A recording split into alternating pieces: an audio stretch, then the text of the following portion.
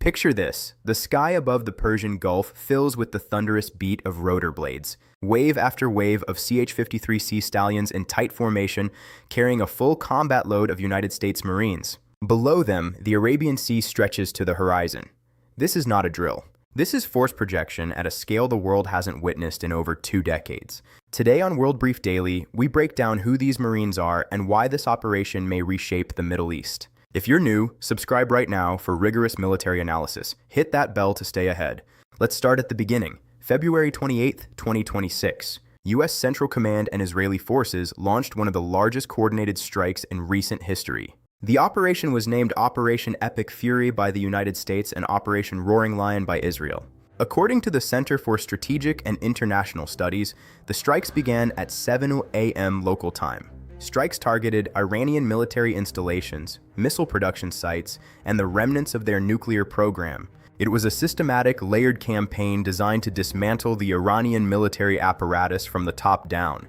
President Trump announced the strikes in a video posted to Truth Social at 2 a.m. Eastern Time. He outlined 4 objectives: nuclear prevention, missile destruction, degrading regional proxies, and annihilating naval capability. He told the Iranian people, "The hour of your freedom is at hand." And then the helicopters lifted off. The CH-53C Stallion is a powerhouse, carrying 55 Marines or 16 tons of cargo over 600 miles. When you see one of these aircraft rise, you understand something visceral about American power. Picture dozens operating simultaneously. This is rapid deployment in practice. From liftoff to boots on ground, the operation takes minutes. Once they launch, there's no turning back. Alongside CH-53s, CH-47 Chinooks prepare for a critical mission, loading an M777 howitzer. This artillery piece fires precision rounds over 25 miles, transported like simple cargo. Ground crews work fast. Every connection is checked. Troops above, firepower below. This is how the Marine Corps operates. This is their doctrine, executed in real time. The USS Tripoli Amphibious Ready Group has officially arrived in the Middle East. The USS Tripoli is an America-class ship, representing a massive scale of power. She is 261 meters long, 45,000 tons, and capable of operating as a light aircraft carrier. She is a floating fortress. She carries 2,200 Marines from the 31st MEU, supported by the USS New Orleans and San Diego. But that's only half the story. 2,500 more Marines from the 11th MEU are deploying with the USS Boxer. The Boxer brings F-35B stealth jets as the Pentagon accelerates operations amid speculation of ground action. 4,500 Marines and sailors in total, alongside the 82nd Airborne, are now positioned near Iranian territory. 2 Marine Expeditionary Units at the doorstep. For the military show, this is Operation Epic Fury. As CNN reported, over 1,000 soldiers from the 82nd Airborne's Immediate Response Force have been ordered to the Middle East.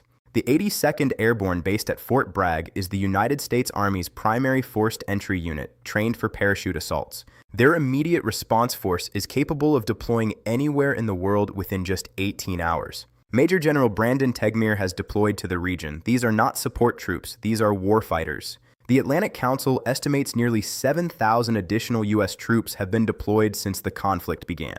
That number continues to grow as the situation in the Gulf unfolds. We want to thank our sponsor, World Brief Daily, for making this independent analysis possible. World Brief Daily is committed to bringing you uncompromising analysis on the most critical global events. Now, let's talk about what these forces are actually designed to do in the Gulf. We're looking at a major shift in the region's posture, because there is a difference between deploying troops and deploying the right troops for the right mission. A Marine Expeditionary Unit is not simply an infantry unit.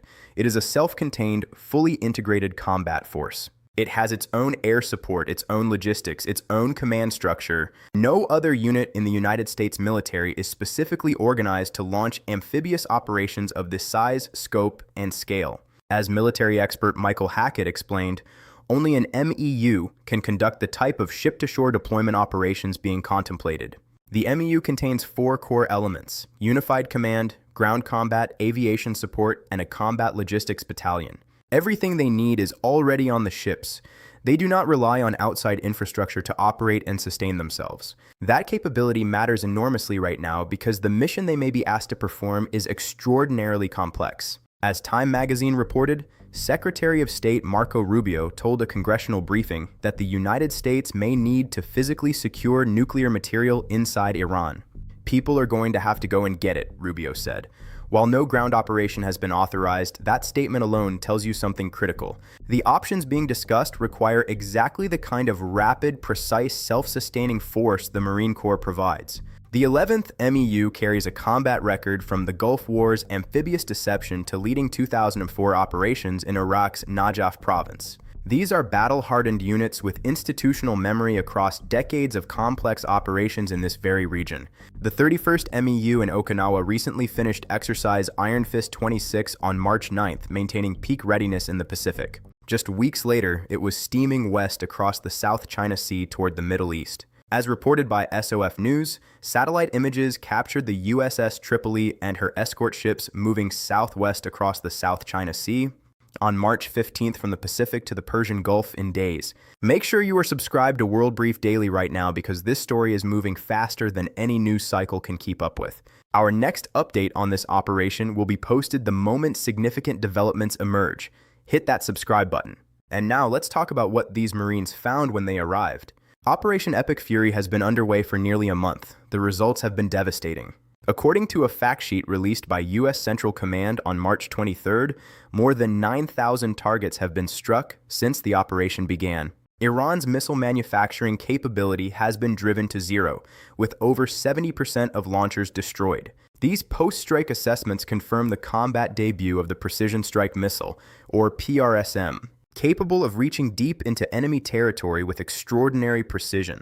One soldier described its performance as awesome, reflecting the success of the weapon's design. On the naval side, the drone carrier Iris Shahed Baghari was struck and destroyed within hours. Additionally, the warship Iris Dana was sunk by a U.S. torpedo off the coast of Sri Lanka on March 4th. Of its 180 sailors, only 32 were rescued. This concludes our strategic briefing on Operation Epic Fury. The U.S. objective was to neutralize Iran's ability to close the Strait of Hormuz by destroying major combatants and shore infrastructure. Yet, Iran isn't passive. On March 1st, drone attacks in Kuwait killed 6 U.S. service members at Port Shuaiba. We remember Major Jeffrey O'Brien, Chief Warrant Officer 3 Robert Marzan, and Captain Cody Cork, and Sergeant Nicole Amore, Sergeant Noah Tatchins, and 20-year-old Sergeant Declan Cody. They are part of the record now. In total, 13 Americans have died in Operation Epic Fury, the real human cost of geopolitical decisions. The UAE recently intercepted dozens of missiles and drones, while Fujairah Port and Saudi Arabia face ongoing strikes. The regional tension continues to climb. Stay tuned for more updates on the updates. On March 16th, Iranian attacks on Saudi Arabia jumped to 45%. This deliberate strike is working to destabilize the market. Oil prices have hit $114 per barrel, the highest since the pandemic. Analysts warn a global recession could be next. Gas prices are rising globally, with Southeast Asia already seeing petroleum shortages. The entire global economy is feeling the pressure. 20% of the world's oil passes through the Strait of Hormuz. Iran views this waterway as its ultimate strategic lever. That is why the U.S. Marine Corps is massing outside it. Defense Secretary Pete Hegseth has addressed the crisis directly. He stated the U.S. has a plan for every option and will not allow the strait to remain contested. So, what happens next? The Force Assembly suggests a very specific operation is being considered. Stay with the updates as this story develops.